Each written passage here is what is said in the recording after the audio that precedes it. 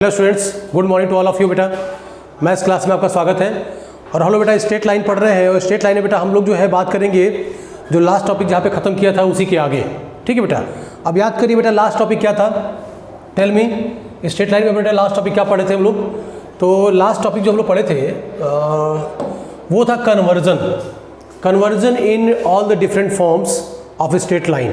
Standard equation का conversion था अलग अलग डिफरेंट जो है आपके फॉर्म्स में, उस फॉर्म्स को समझना था बेटा हम लोग को। तो याद करिए कि हमारे पास जो स्टैंडर्ड इक्वेशन था वो क्या था बेटा, याद है आपको? What was the standard equation? तो स्ट्रेट लाइन में जब हम बोलते हैं स्टैंडर्ड इक्वेशन तो हम बात करते हैं a x plus B y. याद है आपको बेटा, a x plus B y is equal to c, is equal to c. तो मैंने आपसे बताया था, बेसिक आइडिया दिया था आपको कि स्टैंडर्ड इक्वेशन को जो है कैसे जो है दूसरे फॉर्म में कन्वर्ट करेंगे। तो लेट मी चेक वंस बेटा।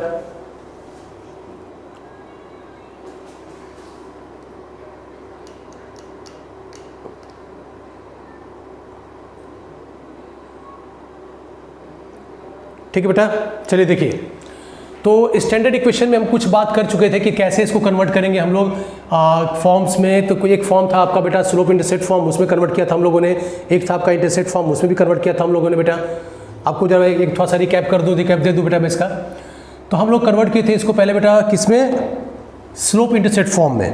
याद करिए, slope intercept form, slope intercept form. तो स्लोप इंटरसेप्ट फॉर्म में जो कन्वर्जन था वो क्या था? y is equal to m x plus c, ये फॉर्म होता है। जो स्लोप होता है बेटा, उस स्लोप के बारे में आपको आइडिया है। और जो इंटरसेप्ट आपका है वो c है। इस इंटरसेप्ट के बारे में हम बात कर रहे हैं। क्लियर है बेटा?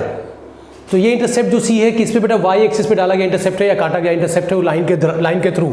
तो उसके लिए क्या करते हैं हम लोग? उसके लिए बेटा हम लोग इसको इस फॉर्म में लेके आते हैं, स्टैंडर्ड फॉर्म को इस फॉर्म में लेके आते हैं। उसको लाने के लिए बेटा क्या करेंगे हम लोग क्या करेंगे? डिवाइड करेंगे इस रिलेशन को b से, लेकिन ax को ट्रांसफर करने के बाद। तो हम लोग लिखेंगे बेटा b y is equal to minus a x plus capital C.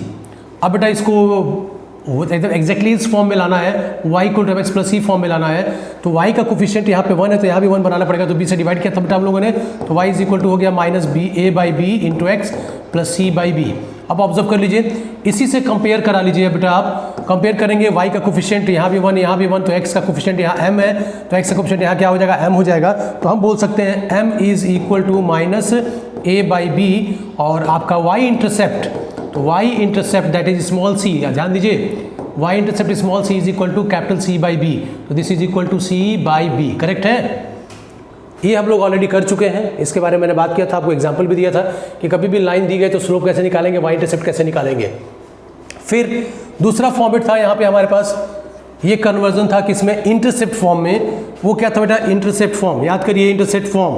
Intercept form का मतलब है कि हमारे जो x एक्सिस है और y एक्सिस है, दोनों एक्सिस पर जो इंटरसेप्ट कट हो रहा है वो आपको पता है। तो इंटरसेप्ट फॉर्म जो है वो याद रखिए x by a plus y by b that was equal to 1। Correct है बेटा? x by a plus y by b is equal to 1। तो कैसे यहाँ से स्टैंडर्ड इक्वेशन से हम कैसे इस फॉर्म में लेके आएंगे, कन्वर्ट करेंगे?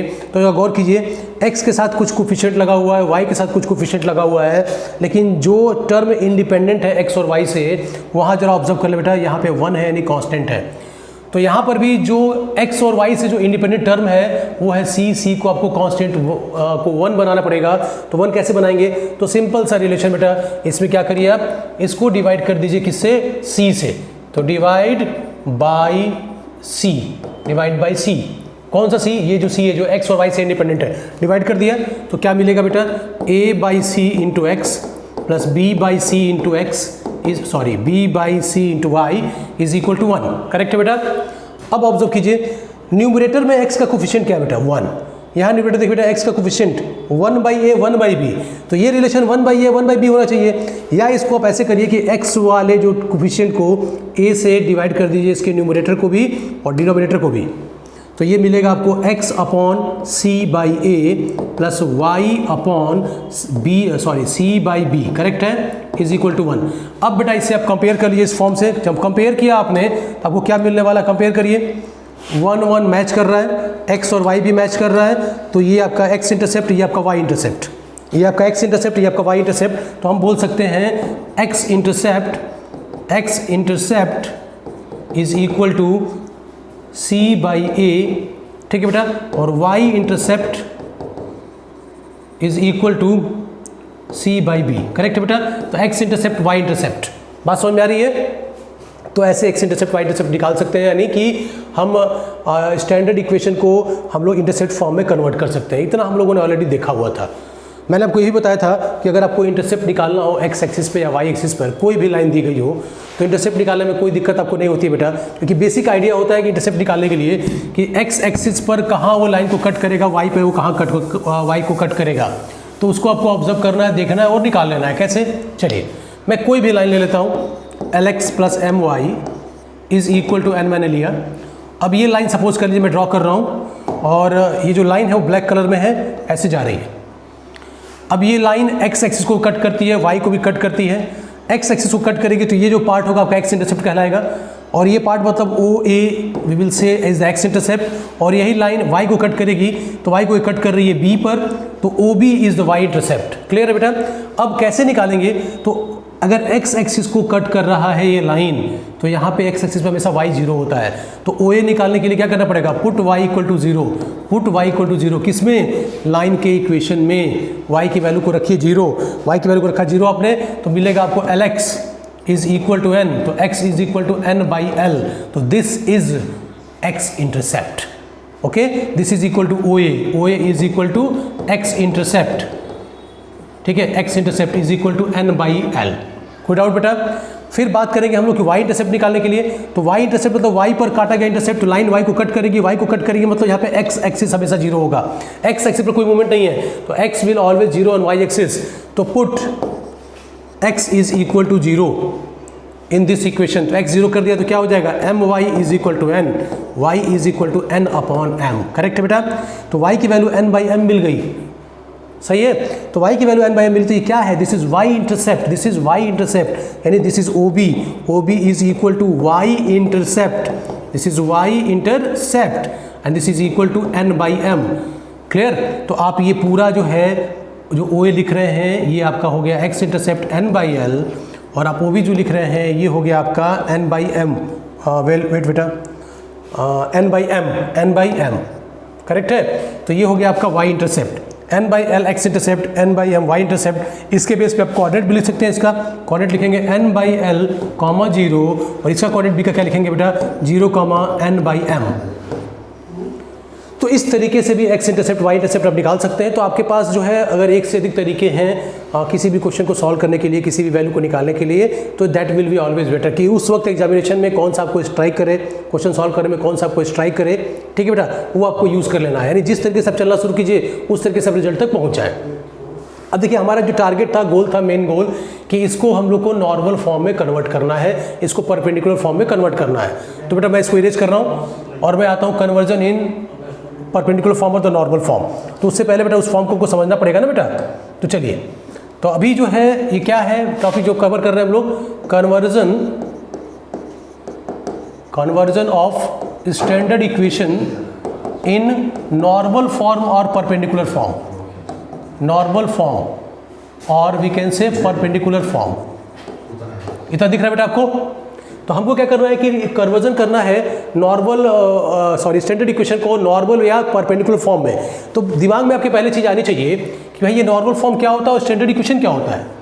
तो स्टैंडर्ड इक्वेशन, जो स्टैंडर्ड इक्वेशन है वो आपका क्या है बेटा? वो है ax plus B y is equal to c, this is the first one.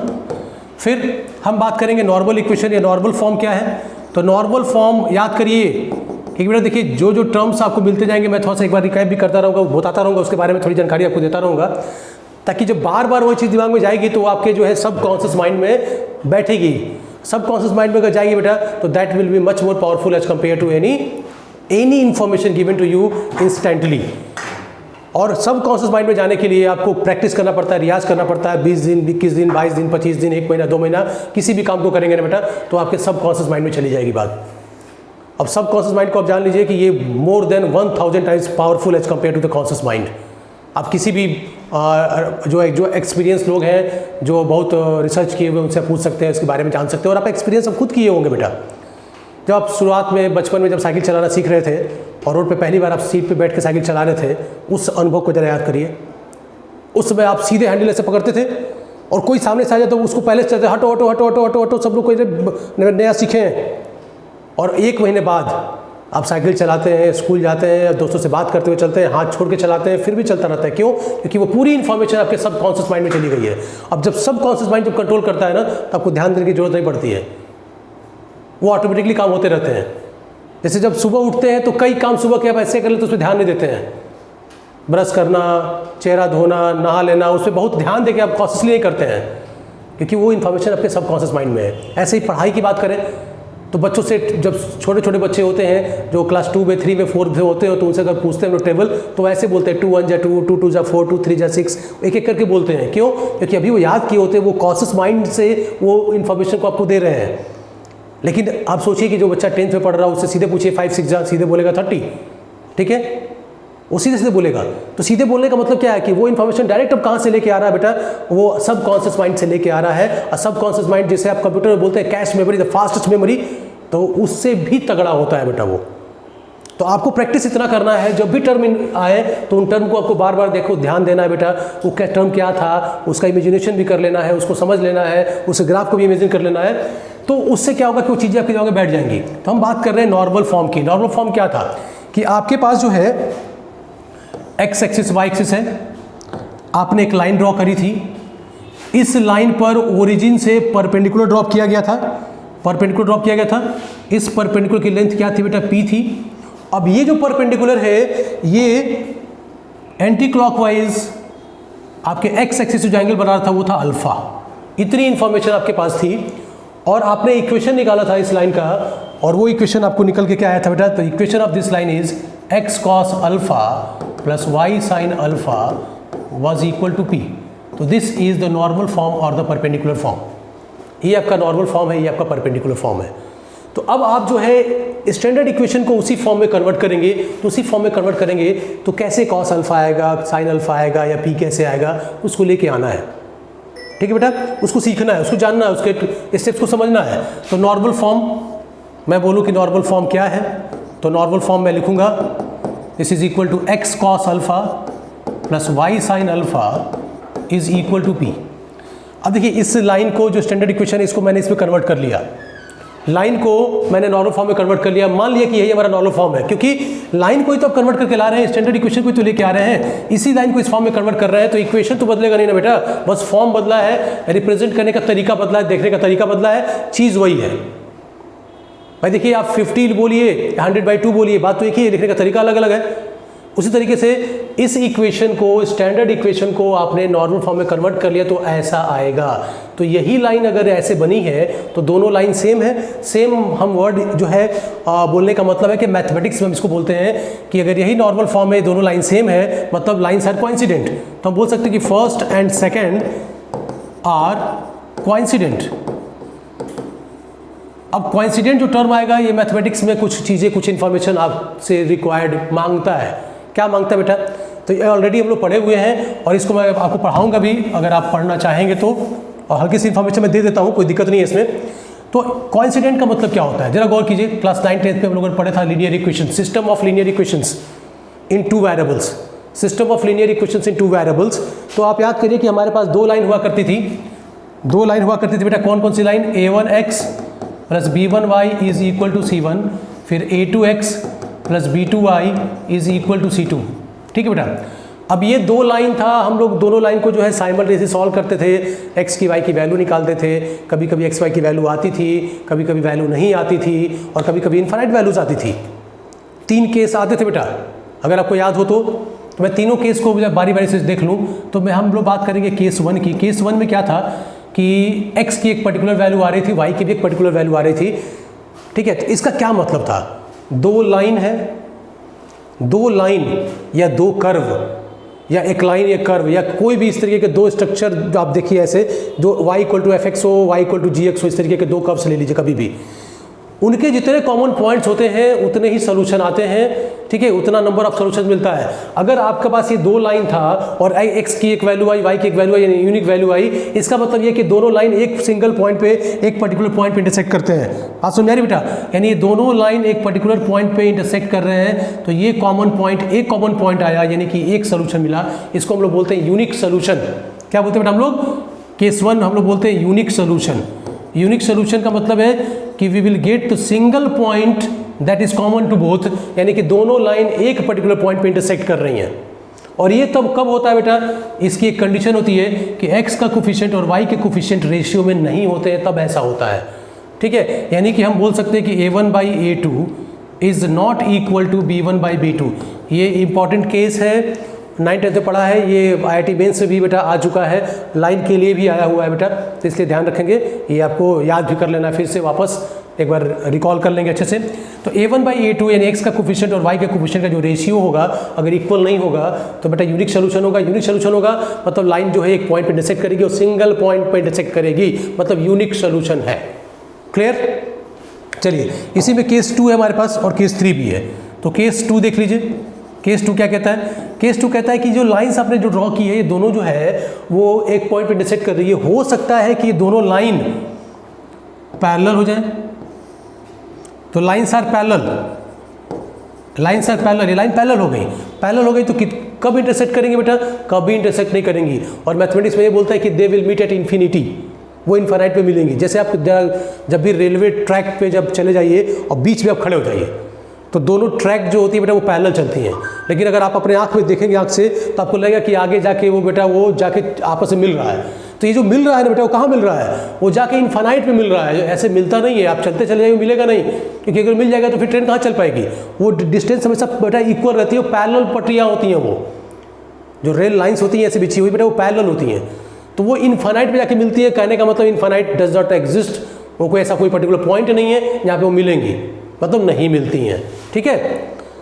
तो लाइन्स आर पैरेलल, तो कभी इंटरसेक्ट नहीं करेंगे, कभी इंटरसेक्ट नहीं करेंगे तो नो कॉमन पॉइंट, और नो कॉमन पॉइंट तो कोई सोल्यूशन नहीं मिलने वाला बेटा, तो हम इसको बोलते हैं नो सोल्यूशन। क्या बोलते हैं बेटा इसमें यहाँ पे? No solution. नो सोल्यूशन में केस क्या मिलेगा, कब ऐसा ये घटना घटती है? तो केस होता है हमारे पास a1/a2 is equal to b1/b2, इसके जस्ट अपोजिट, यूनिक सोल्यूशन के अपोजिट, और साथ में this is not equal to c1/c2। Clear बेटा? ये केस हमारे पास आ गया जिसमें हम बोलते हैं नो सोल्यूशन। फिर केस 3 देख लीजिए। केस 3 क्या कहता है? केस 3 बेटा जगह कब उसी में समझना आपको बेटा। केस 3 कहता है कि दोनों लाइन जो है वो कोइंसिडेंट है। तीसरा केस कोइंसिडेंट है। कोइंसिडेंट का मतलब एक के ऊपर एक, दोनों लाइन का इक्वेशन सेम है। वो सेम का मतलब सेम दिया नहीं है फिर भी सेम है। कैसे? तो किसी भी एक लाइन में दूसरे किसी स्केलर से मल्टीप्लाई करके दूसरी लाइन को आप गेन कर सकते हैं। पहले लाइन में 2 से मल्टीप्लाई कर दिया, या 1/3 से मल्टीप्लाई कर दिया, या -5 से मल्टीप्लाई कर दिया, दूसरी लाइन मिल गई। या दूसरी लाइन में किसी और स्केलर से मल्टीप्लाई कर दिया, पहली लाइन मिल गई। अगर ये घटना घट रही है, ये कभी भी हो रहा है, इसका मतलब क्या बेटा? दोनों लाइन सेम है, कोइंसिडेंट है। तो यहाँ बोलते हैं केस 3 किसका बेटा? कोइंसिडेंट। कोइंसिडेंट का मतलब कि एक लाइन आपके पास है, इसी पर दूसरी लाइन भी है, इसी पर दूसरी लाइन भी है। किसी स्केलर से बस डिफरेंस आ रहा है बेटा, उस स्केलर से मल्टीप्लाई या डिवाइड करके आप दूसरी लाइन गेन कर सकते हैं। अब यहाँ पे क्या है कि एक पॉइंट आपने लिया पहले लाइन पर, वो दूसरे पर भी है।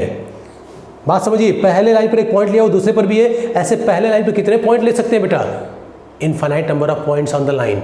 तो इनफाइनाइट नंबर ऑफ पॉइंट जो है पहले लाइन पे है, तो दूसरे पर भी वही सारे के सारे पॉइंट्स हैं। यानी how many points are common? All points are common, but it means infinite number of common points are there. तो infinite number of common points, so infinite number of solutions. तो ये हो गया आपका कोइंसिडेंट लाइंस में infinite number of solutions. मैंने एक topic भी कवर किया बेटा आपका, इनफाइनाइट नंबर ऑफ सॉल्यूशंस। अब इनफाइनाइट नंबर ऑफ सॉल्यूशंस में केस क्या मिलेगा आपको, कैसे जानेंगे? तो यूनिक सॉल्यूशन के जस्ट अपोजिट, यानी a1/a2 must be equal to b1/b2, a1/a2 must be equal to b1/b2, और साथ ही साथ this is equal to c1/c2। अगर ये दिख नहीं रहा होगा बेटा आपको, तो आप जो है थोड़ा सा वीडियो बड़ा कर लीजिएगा या बड़े किसी स्क्रीन पे देख लीजिएगा, आपको सारा चीज़ दिख जाएगा। a1/a2 is equal to b1/b2 equal to c1/c2। ये केस जब आएगा तब लाइंस क्या होती हैं? कोइंसिडेंट होती हैं, यानी सेम होती हैं। ठीक है, क्योंकि यहाँ पे इस कंडीशन में इनफाइनाइट नंबर ऑफ सॉल्यूशंस मिलते हैं। क्यों इनफाइनाइट नंबर ऑफ सॉल्यूशंस मिलते हैं बेटा? क्यों मिलते हैं इनफाइनाइट नंबर ऑफ सॉल्यूशंस? क्योंकि हर एक पॉइंट जो पहली लाइन पे है वो दूसरे पर भी है।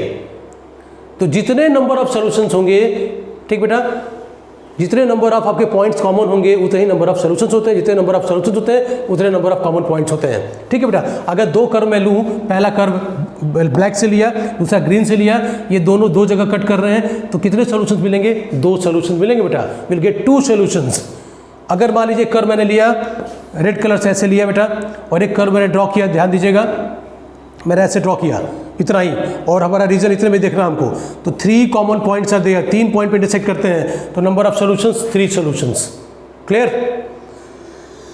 तो बात हम लोग कर रहे थे कोइंसिडेंट, लाइन्स आर सेम, तो a1/a2 is equal to b1/b2 is equal to c1/c2।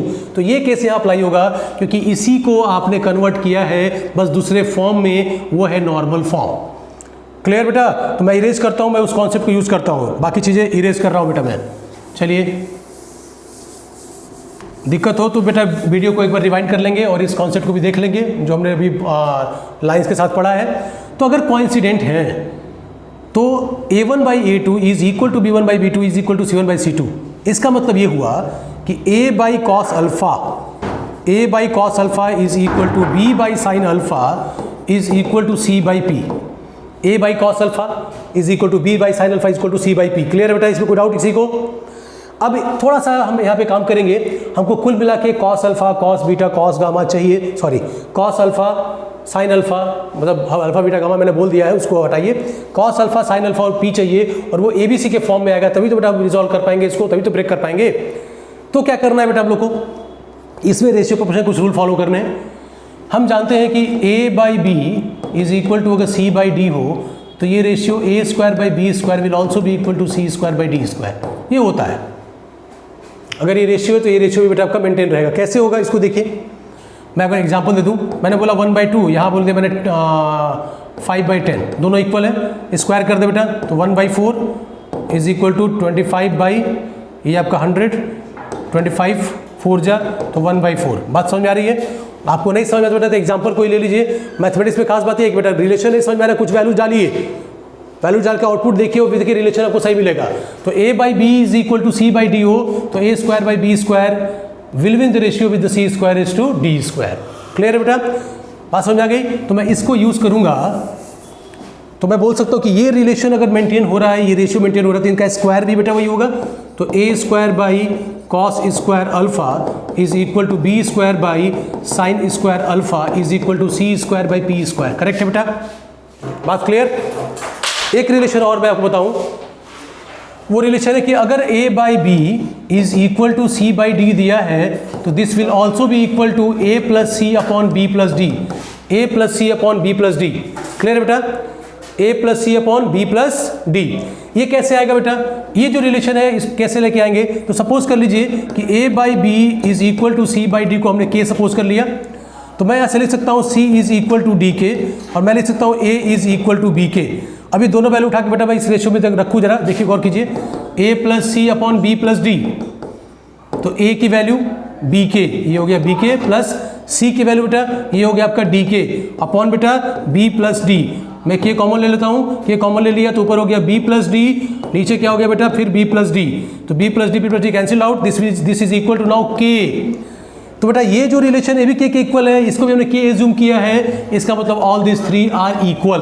यानी हम न्यूमरेटर को अगर सम कर दे बेटा और डिनोमिनेटर को सम कर दे तो भी रेशियो में होगा, चाहे इस तरीके का 2 हो या 3 हो। बात क्लियर है बेटा?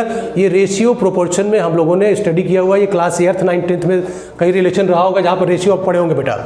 तो मैं इसको थोड़ा एक्सटेंड कर दूं कि अगर मैं 2 को लेके ना चलूँ, 3 को लेके चलूँ तब भी रिलेशन होल्ड करेगा। यानी कि a/b is equal to c/d is equal to e/f हो, तो दिस में B equal to a+c+e upon b+d+f हो सकता है बेटा। क्लियर है बात? चलिए, तो अब बेटा मैं इसको इरेज करता हूँ, इसी कॉन्सेप्ट को मैं यूज कर रहा हूँ यहाँ पे। इस रिलेशन में इनको अगर मैं सम कर दूं और सम करके मैं यहाँ लिख दूं तो कोई प्रॉब्लम? बोलिए बेटा, कोई प्रॉब्लम नहीं ना? तो ये हो जाएगा a² + b²। मैं इन्हीं दोनों को सम कर रहा हूँ, क्यों कर रहा हूँ? क्योंकि मुझे दिख रहा है कि sin² अल्फा cos² अल्फा जो है इसको मैं लिख के बेटा यहाँ पे 1 कर सकता हूँ ना, सम कर दूँ तो 1 आ जाएगा ना बेटा। इस कारण मैं इन्हीं दोनों टर्म को यूज़ कर रहा हूँ। तो a square plus B square upon sine square alpha plus cos square alpha that is equal to 1। अब गौर करें बेटा, हम क्या निकालने वाले हैं। हमने बोला आपको कि मुझे इस फॉर्म में कन्वर्ट करना है, तो मुझे कॉस अल्फा चाहिए, मुझे साइन अल्फा चाहिए, मुझे पी चाहिए, सब ए बी सी के फॉर्म में चाहिए। क्लियर है बेटा। तो मैं फर्स्ट रिलेशन को इस आखिरी रिलेशन से, क्योंकि इक्वल ही है, तो इनको लेके चल रहा हूं बेटा।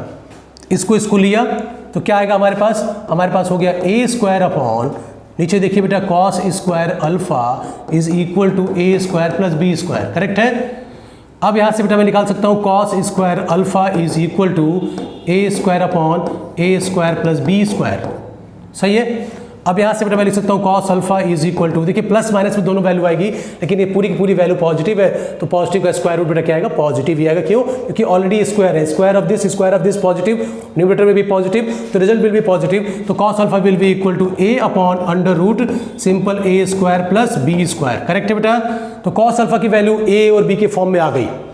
दूसरी वैल्यू देखिए कहाँ से आएगी, दूसरी वैल्यू बेटा यहाँ से आएगी। देखिए इस वाले को मैं इस लास्ट वाले से फिर कंपेयर कर दूं, क्योंकि दोनों तो इक्वल हैं ही। तो B square by sine square alpha, तो यहाँ हो जाएगा बेटा B square upon sine square alpha is equal to A square plus B square. Correct है बेटा। क्लियर है। अब यहाँ से sine square alpha is equal to, sine square alpha equal to हो जाएगा बी स्क्वायर अपॉन ए स्क्वायर प्लस बी स्क्वायर। यहाँ से साइन अल्फा निकाल लेंगे, sine alpha is equal to B upon, similar process positive value लेके चलूंगा बेटा, तो बी अपॉन ए square plus B square. Correct है। अब एक चीज़ और बच गई, पी की वैल्यू ए बी के फॉर्म में, तो बेटा पी वाले को इन्वॉल्व करिए, तो c square by p square equal to this, मतलब हम किसको कंपेयर कर रहे हैं, अब इन दोनों को कंपेयर कर रहे हैं। तो हमारे पास बेटा थोड़ी जगह जो बची उसी का यूज़ करेंगे।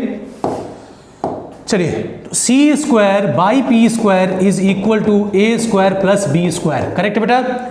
यहाँ से पी स्क्वायर यहाँ, ये नीचे, तो हो जाएगा P square is equal to C square upon A square plus B square. अब यहाँ से बेटा पी की value P is equal to, मैं बोलूँ सी अपॉन अंडर रूट ए स्क्वायर प्लस बी स्क्वायर। अब जरा गौर कीजिए, सारी value cos alpha, sine alpha, even P, ये सारी की सारी ए बी सी के फॉर्म में आ गई। सारी की सारी बेटा किस में आ गई, ए बी सी के फॉर्म में आ गई। क्लियर है बेटा। तो अब हमको कोई दिक्कत नहीं है, यानी नॉर्मल फॉर्म हमको चाहिए, तो मैं कॉस अल्फा को रिप्लेस कर दूं बेटा, जो वैल्यू निकाली उससे, साइन को रिप्लेस कर दूं, पी को भी रिप्लेस कर दूं, फिर देखूं कि ओरिजिनल जो स्टैंडर्ड इक्वेशन है उसमें क्या करने पर ये वैल्यूज आएंगी। ओरिजिनल जो हमारा इक्वेशन है उसमें क्या करने पर वैल्यू आएंगी। तो इतना बेटा आप स्क्रीनशॉट ले लीजिए, ठीक है, इसको नोट कर लीजिएगा। देख, और मान लीजिए कोई प्रॉब्लम होगी तो वीडियो को रिवाइंड करके, स्क्रॉल करके देख के स्क्रीनशॉट लेके मुझे पूछ भी सकते हैं कि सर यहाँ मुझे दिक्कत हो रही है, समझ में नहीं आ रहा है। क्लियर है। तो अभी जो हमने जो रिलेशन निकाला है वो यही निकाला है कि इसको नॉर्मल फॉर्म में कन्वर्ट करने के लिए नॉर्मल फॉर्म लिखा है। दोनों इक्वेशन सेम थे, कोइंसिडेंट थे, तो कोइंसिडेंट की कंडीशन यूज करिए। उसके बाद बेटा कॉस अल्फा, साइन अल्फा और पी को जो है ए बी सी के फॉर्म में लेके आए हैं, और अब मैं इसी इक्वेशन में सारी वैल्यू को सब्स्टिट्यूट करूंगा। तो मैं यहाँ इरेज कर रहा हूँ, ठीक है बेटा। चलिए, ये काम हम कर चुके हैं, तो इसको इरेज करने में कोई दिक्कत नहीं। अब जो नॉर्मल फॉर्म आपके पास है वो है X cos alpha plus Y sine alpha is equal to p.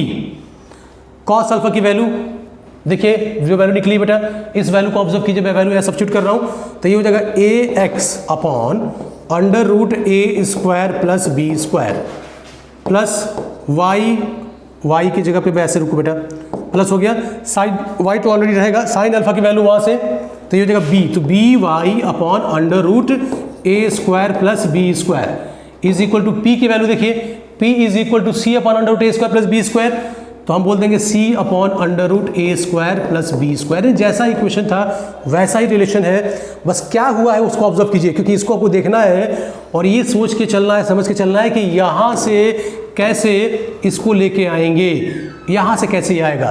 तो इस ओरिजिनल इक्वेशन में जो स्टैंडर्ड इक्वेशन है, इसको देखिए, इसमें क्या किया गया है कि ये रिलेशन आ गया जो नॉर्मल फॉर्म में है। क्या किया गया बेटा इसमें बताइए, देख के कुछ आपको समझ में आ रहा है। A x as it is a x, और कर रहे हैं ए एक्स बेटा, देखिए ए एक्स यहाँ पे था, यहाँ भी एक्स है, कोई चेंज नहीं।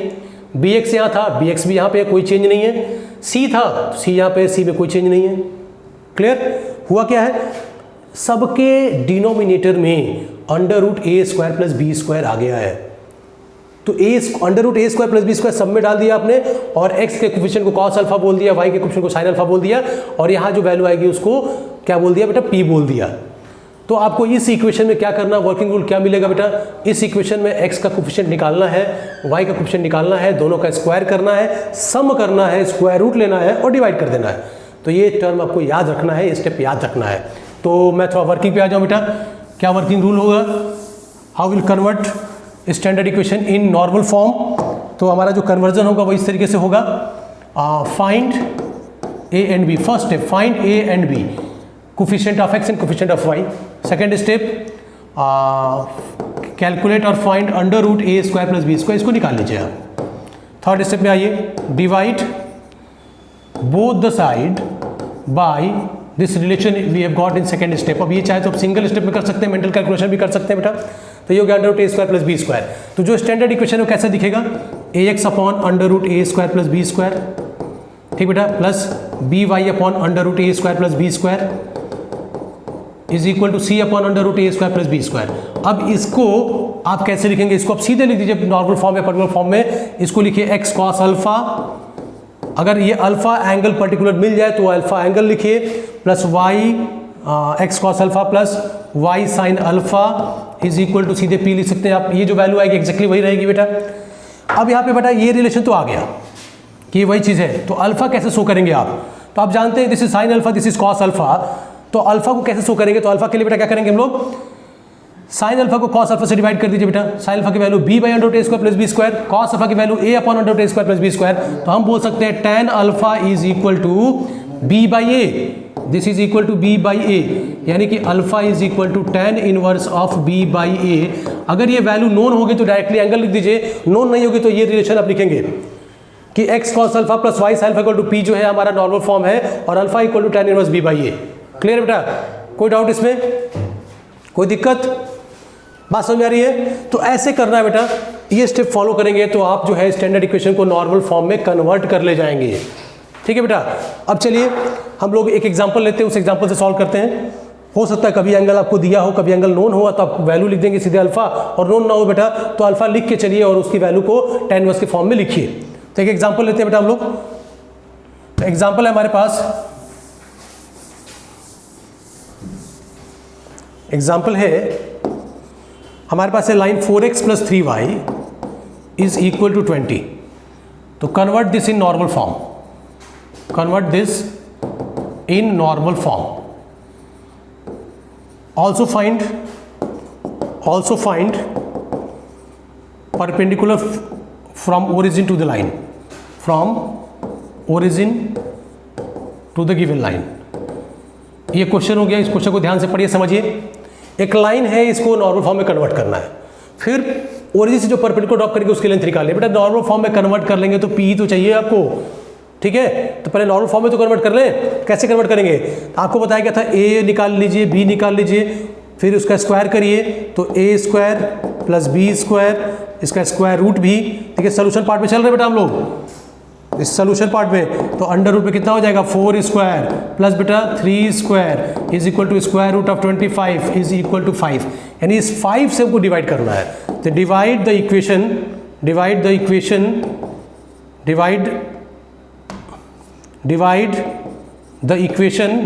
बाई 5 से डिवाइड कर दिया, क्या मिलेगा बेटा हमको 4x by 5 plus 3y by 5 is equal to 20 by 5 is equal to 4। Correct है बेटा। अब देखिए, अब इसको आप सीधे लिख दीजिए x cos alpha plus y sine alpha is equal to 4। ये हो गया आपका नॉर्मल फॉर्म। अब बात है कि टीचर जो है कैसे जानेगा कि अल्फा क्या है, ठीक है। तो अल्फा के लिए कंडीशन, क्या कंडीशन बेटा, आप देखिए ये साइन अल्फा है, साइन अल्फा है, देखिए sine alpha is equal to 3/5।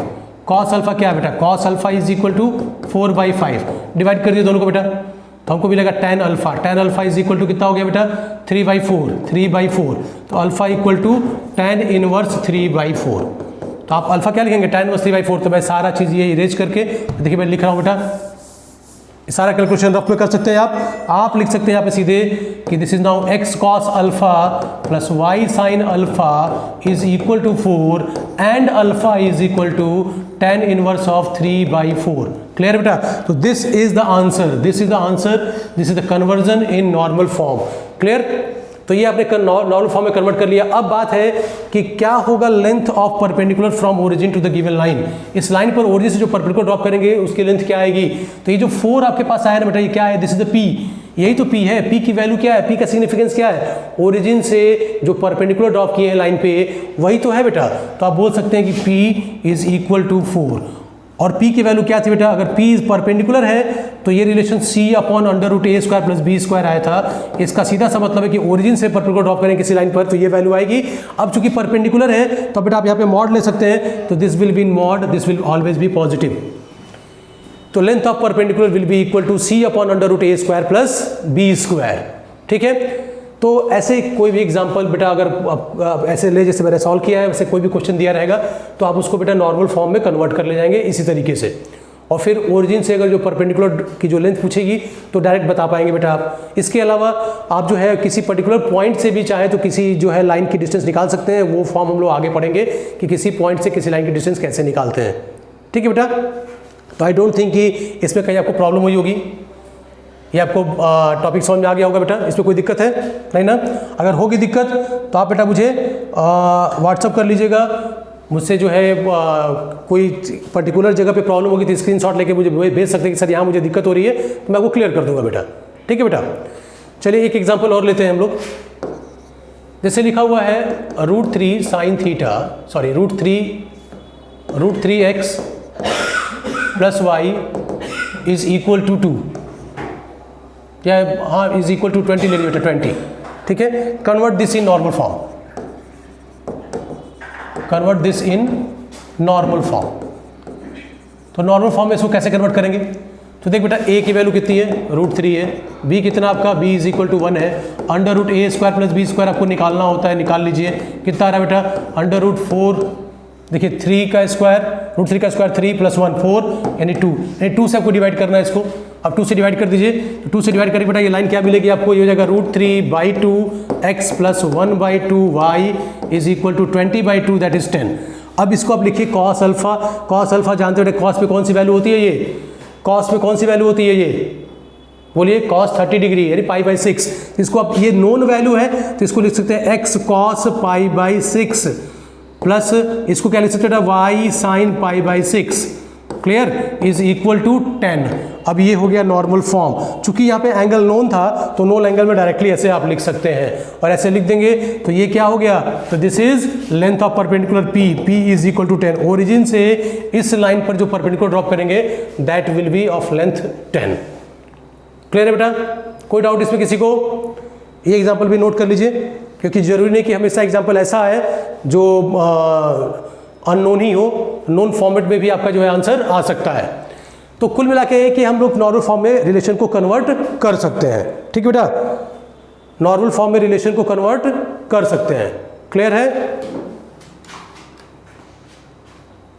चलिए बेटा अब एक एग्जांपल और देखते हैं हम लोग, जिसमें हम सारे फॉर्म में कन्वर्ट करेंगे, सारी वैल्यूज को निकालेंगे। मैं इरेज कर रहा हूं बेटा इसको। देखिए अब अगला इक्वेशन हमारे पास है, convert 4x plus 5y is equal to 60 in, पहला है स्लोप इंटरसेप्ट फॉर्म, दूसरा है इंटरसेप्ट फॉर्म, और तीसरा है आपका बेटा नॉर्मल फॉर्म। यानी जो इक्वेशन दिया है बेटा इसको तीनों फॉर्म में कन्वर्ट करना है। ये ऑलरेडी हम पढ़ चुके हैं सारे फॉर्म्स, तो उन्हीं फॉर्म्स में कन्वर्ट करना बेटा। तो पहला शुरू करिए। पहला क्या बोला है कि इसको स्लोप इंटरसेप्ट फॉर्म में कन्वर्ट करेंगे। तो स्लोप इंटरसेप्ट फॉर्म क्या होता है बेटा? y equal to mx plus c, y is equal to mx plus c, इस फॉर्म में कन्वर्ट करना है। तो ये जो फॉर्म है पहले उसको आप नोट कर लीजिए कि this is y equal to mx plus c. इसके लिए क्या करना है? y के कोफिशिएंट को 1 बनाना है, y को अकेला करना है। तो आइए इस इक्वेशन में y को अकेला करिए। कैसे करेंगे बेटा? लिखा हुआ है क्या हमारे पास? हमारे पास जो इक्वेशन लिखा हुआ है वो है 4x plus 5y is equal to 60।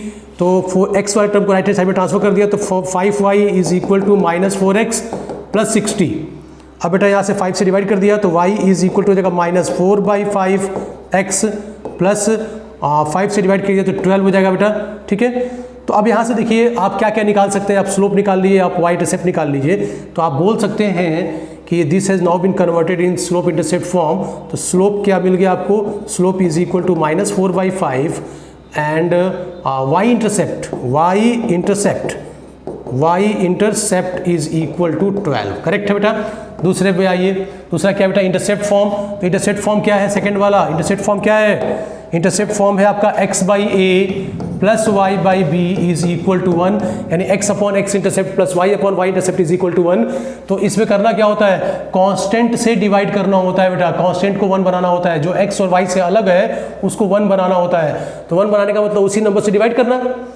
तो हमारे पास इक्वेशन क्या है बेटा, 4x plus 5y is equal to 60 से डिवाइड कर दिया इसको बेटा, तो क्या हो जाएगा ये 60 से डिवाइड करने के बाद, तो 4x/60 plus 5y upon 60 is equal to 1। अब बेटा ये 4 से कैंसिल हो जाएगा बेटा, कितना हो जाएगा, x/15 plus y/12 is equal to 1। अब देखिए x इंटरसेप्ट, ये y इंटरसेप्ट देखिए 12 आया हुआ है, y इंटरसेप्ट यहाँ भी 12 आ गया, तो आपका कितना हो गया, x intercept is equal to 15 और y intercept is equal to 12। Correct है बेटा। अब आइए नॉर्मल फॉर्म में, तो नॉर्मल फॉर्म में कन्वर्ट कर लेते हैं बेटा। तीसरा है आपका नॉर्मल फॉर्म। तो नॉर्मल फॉर्म क्या है, वो है आपका x cos alpha plus y sine alpha is equal to p। ठीक है बेटा। तो कैसे लाएंगे इस फॉर्म में, तो आपको बताया गया तरीका, क्या तरीका बताया गया बेटा, बताइए। तरीका हमारे पास है कि हमको x का कोफिशिएंट निकालना है, y का कोफिशिएंट निकालना है और उसका स्क्वायर करके जोड़ के स्क्वायर रूट लेना है। तो ये हो जाएगा 4 का स्क्वायर प्लस 5 का स्क्वायर, कितना हो गया बेटा, ये 16 plus 25 this is equal to square root of 41। Correct है बेटा, स्क्वायर रूट ऑफ 41 जोड़ लीजिए, हो सकता है मेरा जोड़ गलत हो। ठीक है, 6 5 11, ठीक है, तो 1 हो गया बेटा, 2 और 1 3 1 4 हो गया, सही है। अब क्या करना है, अब डिवाइड करना है, पूरे इक्वेशन को डिवाइड करेंगे रूट 41 से। ठीक है, तो क्या आएगा, 4 upon square root of 41 x plus 5 upon square root of 41 y is equal to 60 upon square root of 41। इसको सीधे क्या लिख सकते हैं हम लोग, कॉस अल्फा साइन अल्फा। तो इसको बोलेंगे हम लोग x cos alpha plus y sine alpha is equal to 60 upon square root of 41। अब बेटा यहाँ पे अल्फा क्या लिखेंगे हम लोग, alpha is equal to 10 inverse of 5/4। तो ये हो गया आपका answer. This is the answer in the normal form, conversion in normal form. Normal form में कन्वर्ट किया, इंटरसेप्ट फॉर्म में यहाँ कन्वर्ट किया और यहाँ पर एक स्लोप इंटरसेप्ट फॉर्म में भी कन्वर्ट कर लिया। ऐसे हर एक को आप जो है दूसरे फॉर्म में कन्वर्ट कर पाएंगे। ठीक है बेटा, हर एक को। और इसी तरह से प्रैक्टिस करिए, जो भी क्वेश्चंस आपको दिए गए हैं, जो भी आपको डीपीपी मिली हुई है बेटा, उसको प्रैक्टिस करेंगे, उस पर क्वेश्चन सॉल्व करेंगे, जो डाउट होगा वो पूछेंगे। अब आने वाले लेक्चर बेटा हम लोग इस पर प्रॉब्लम सॉल्व करेंगे। डीपीपी 1 में कोशिश करूँगा कि मैं आपको सॉल्व करा ले जाऊँ, then after we will reach to the DPP 2, then after then DPP 3 and onward. Okay, तो मैं आज का लेक्चर बेटा यहीं पे मैं कोशिश करता हूँ ख़त्म हो जाए, ताकि अगले लेक्चर में फिर हम लोग बात करेंगे इसके आगे। ओके बेटा, थैंक यू बेटा, good day to all of you.